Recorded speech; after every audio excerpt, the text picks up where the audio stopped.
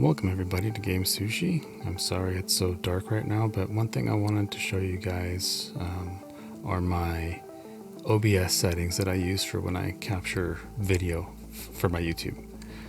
Because somebody actually asked me, they said, and shout out to Hadoken, is hello, when I capture video AV1 60 FPS, it's not smooth.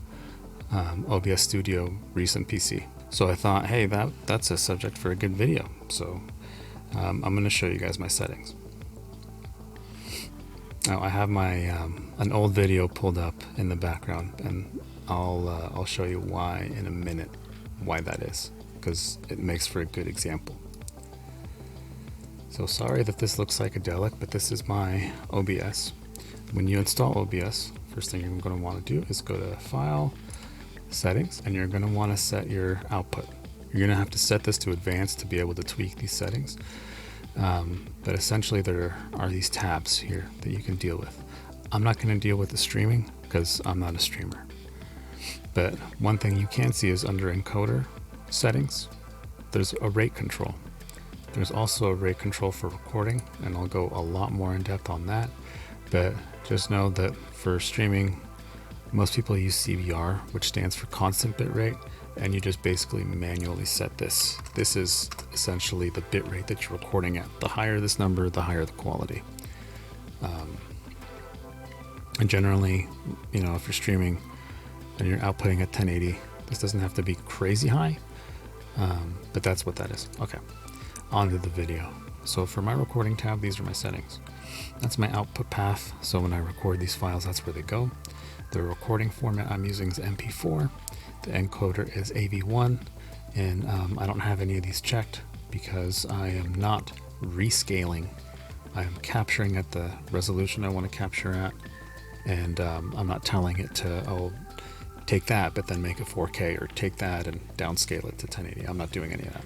One thing to note about MP4 is that if something happens, either that your machine blue screens while you're recording, or there's a power outage, that file, if you're recording, is gone. If you are recording in the default recording format that OBS uses when you go to this menu for the first time, it will be set to MKV.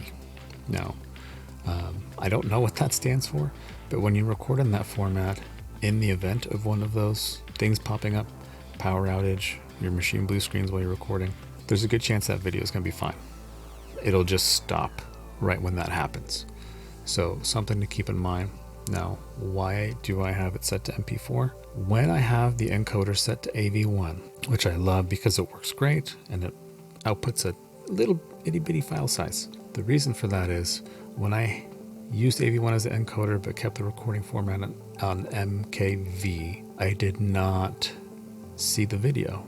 I saw all the audio channels that I recorded via that video, but the video itself just didn't show up. And I was kind of confused about that, but then I just switched the recording format to MP4, and I've never had any issues with my video not showing up since. So I don't know if that's a quirk of recording in AV1. You know, I could just be an idiot and not know, or maybe everybody knows that, you know, if you're going to be capturing an AV1 that you got to use MP4 as the recording format. I don't know. But that was something that I had to kind of discover on my own. Now let's scroll down to the encoder settings, because that's what we really want to go into. For the rate control, CQP stands for quantum. You know what? Let me pull up the article here. CQP stands for constant quantization parameter, and essentially, this is a nice little image of the basic difference visually, because I can tell you all this jargon, but this is what matters. This is just an example. Now, if you look on the left, CBR is generally what you would see. It's kind of muddy looking, a little choppy, and CQP looks much better, much better. Now, one thing that this article points out is that the lower number you set, the higher quality the video will be. But recording anything less than CQ level 14, you're probably wasting your time, because essentially that's lossless video at that point. Also, this will fill up your hard drive pretty quick. But that's where AV1 comes in pretty handy, because I haven't noticed that the file size is that much bigger. So I get to jack up the quality, and the file size is still a little bit smaller than what I was working with before, when I had my old GPU, the GTX 970, and I was recording with constant bit rate, and those file sizes were a little bit bigger than what I'm working with now, but the quality is just way better. Now, if you want to see more in-depth information about the different rate controls and what they stand for and what they mean and the differences and things like that, I will link this article in the description, and I recommend reading up on that. Lastly, what I want to point out about this is that, well, not lastly, almost lastly, I'm not going to really get into the audio ins and outs of how you want to set your OBS, just because I feel like this will already be much longer than it really needs to be. I'm just mainly showing you my video settings. The other thing that I personally do, I like my videos to be at the resolution that I am playing at, which is 2560 by 1440. So my base canvas resolution is that. The output resolution is also the same.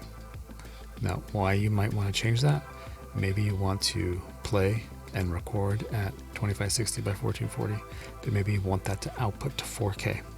Now, I'm not going to go into the specifics of how you make that look the best, but one reason why maybe you need a lower resolution video and you just want to output scale to 1080 instead of having to import that larger 2560 by 1440 file into a video editor, and then be working with that bigger file and then end up just downscaling it at the end anyway. It would be probably easier and less time consuming to just downscale it to begin with, and then when you get it in your video editor, depending on what kind of system you're using, maybe it's a very entry-level system, maybe not the most powerful thing, but you really want to get into producing content, it's probably going to be easier to work with as a 1080p file than a 2560 by 1440. That's just one example.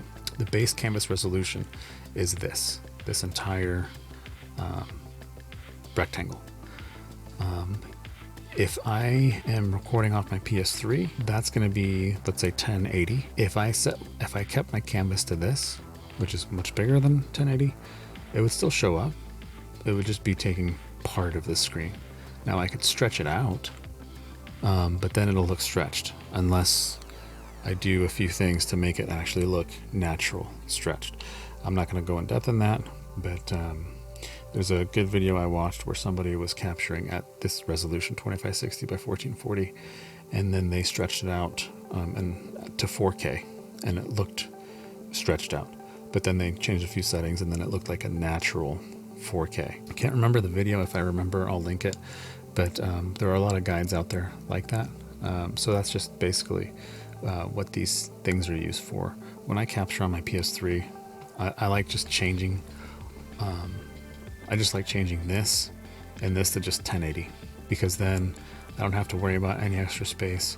It's just going to be a 1080p video. And honestly, I know everybody's different, but when I want to look up a PS3 video, I don't mind it being 1080. I kind of expect that because I want to watch those videos because of nostalgia, not because I want to find gameplay videos of that and I want to watch it like 4K.